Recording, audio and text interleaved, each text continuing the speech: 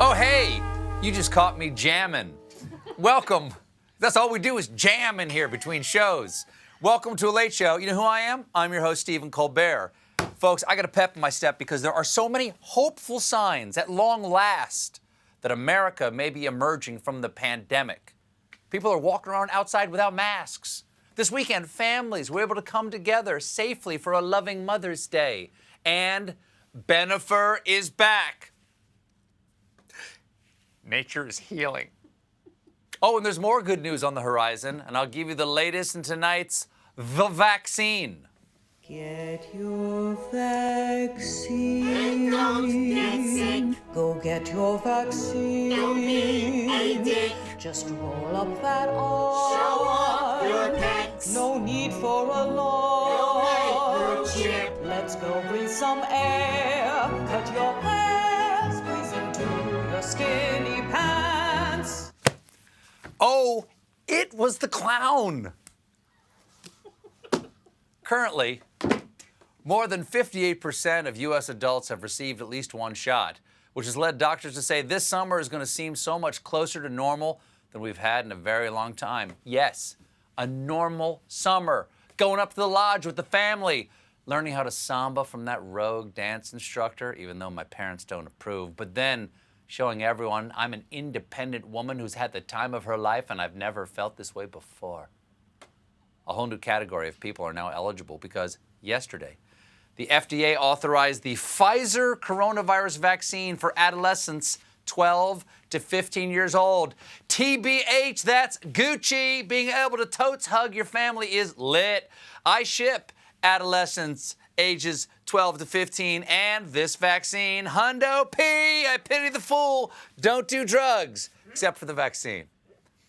But many adults are hesitant to get the vaccine, so some places are offering rewards, like a brewery in Buffalo offering free beer as an incentive for people to get vaccinated. Finally, a way to get the residents of Buffalo drinking beer.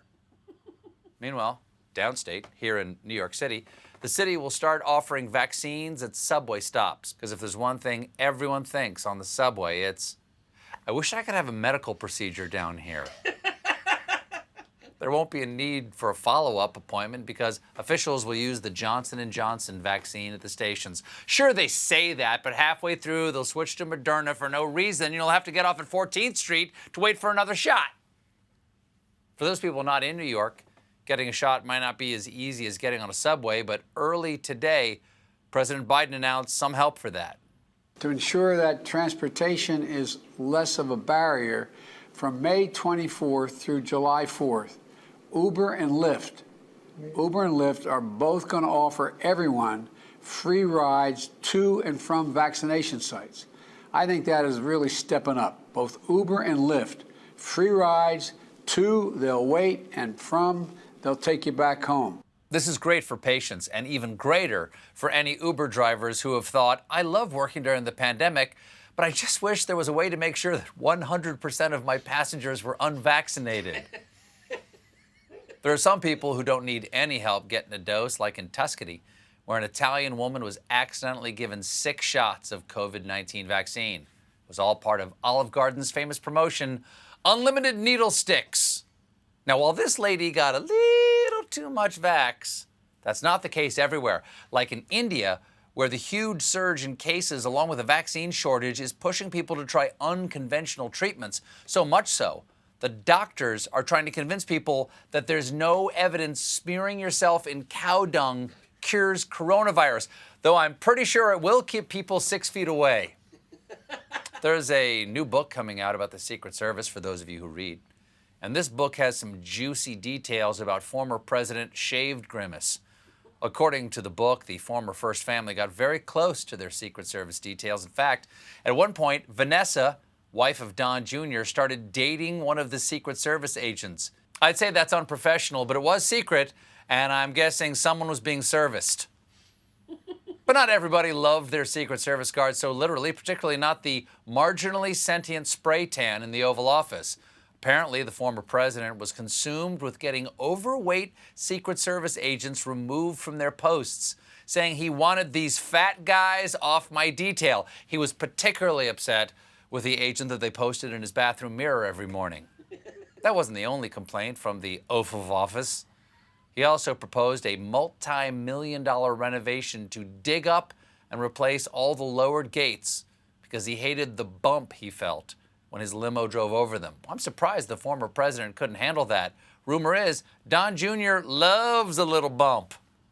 Hey, speaking of rich people, boats. And I'll tell you all about the latest boat news in my new seafaring segment, Yacht Watch. Oh, regarding a yacht.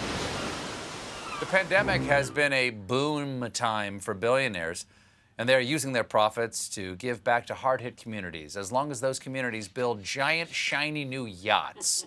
Tonight's featured luxury boatsman, Amazon CEO Jeff Bezos, seen here learning where his warehouse workers have to pee. Today we learned that Bezos will soon receive delivery of a $500 million mega yacht. Don't know exactly when it will be delivered, but we do know it will come in a much bigger box. Now I know what you're thinking. You're thinking, Steve, so one rich guy got a super yacht. Is this really a full yacht watch? Yacht watch this.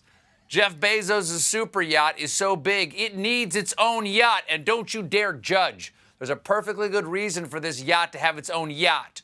The second yacht is the support yacht. You can tell which one is the support yacht because it has that little vest. That way you can take the yacht on the plane with you. Here's why Bezos needs it. The mommy yacht will be powered with the assistance of 3 giant masts, and those sails mean it will not support a helipad. So they need a separate ship with a dedicated landing facility. I mean, who hasn't needed a separate yacht just for his helicopter? Bezos is truly an everyman, in that he has the combined wealth of every man. See you at the show trials, Jeff! Hey, we got another sign that things are returning to normal, because yesterday, Russian President Vladimir Putin played ice hockey for the first time since the pandemic. And even though Putin was playing with retired professional hockey players, he scored 8 goals, leading his team to a 13-9 victory. Let's go to the highlights. Here's Putin before the game, indicating to snipers which teammates to keep their sights on. And there's Putin, number 11, shambling down the ice like a penguin with gout. He takes a pass, goes 5-hole as the goalie begs, "Please, I have children." As always, of course, his most impressive goal was scored on horseback. Now, those of you out there who are watching this show, who spend a fair amount of time on the social medias, will know there was a bit of a kerfuffle over a tweet posted yesterday by the New York Post. You know their motto, who got stabbed today? Every day. Here's what happened. The Post declared that Leonardo DiCaprio is unrecognizable in the first photos released from his new Martin Scorsese film. Okay, unrecognizable. Let's see if we can find him in the screenshot they posted in that tweet. Okay, let's try to figure it out. They say he's in there somewhere, so he's either the guy who looks exactly like Leonardo DiCaprio, or he's deeply in character as a pair of salt and pepper shakers. The only thing confusing about this photo is why the New York Post thought it was confusing in any way. Leonardo DiCaprio is one of the most famous people on the planet, and I find it hard to believe that he would ever be unrecognizable. And here to talk about it, I am honored to welcome Academy Award-winning actor, producer, environmental activist, and willowy model collector, Leonardo DiCaprio. Leo, thank you for dropping by on short notice, my friend. It's my pleasure, Steve. Leo, wow, I got to eat my words a little bit here. You do look a little different. Exactly. That is how you know it's me, Leonardo DiCaprio. I am unrecognizable. Okay, I stand corrected. Well, what have you been up to? Just, the usual Leo stuff, owning an island, dating, bringing dates to the island. Sounds good. Yeah. So how do you feel about this New York Post story? Oh, man. I love it. It showcases my ability to disappear into my roles, just like I did in my Oscar-winning performance, Show Me the Money. That's Cuba Gooding Jr. and Jerry Maguire. You won for The Revenant. Ah, yeah, of course, right. I meant, Show Me the Revenant. I'm starting to think you might not be Leo. No, it's me, the Nardo, as I'm famously known.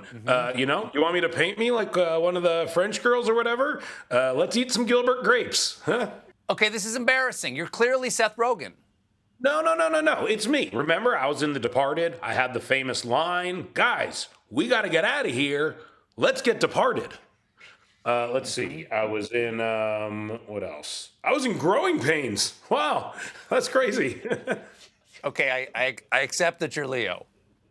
I am. I very much am. And while I am here, I, Leonardo DiCaprio, would like to officially endorse Houseplant. It is a one-stop shop for home goods geared at cannabis lovers, other stuff like that. It's run by Seth Rogen, who is a much sexier, hotter person than me, Leonardo DiCaprio. Okay, that's very humble of you, Leo. Leo DiCaprio, everybody. We got a great show for you tonight. My guest is former First Lady Michelle Obama. Stick around.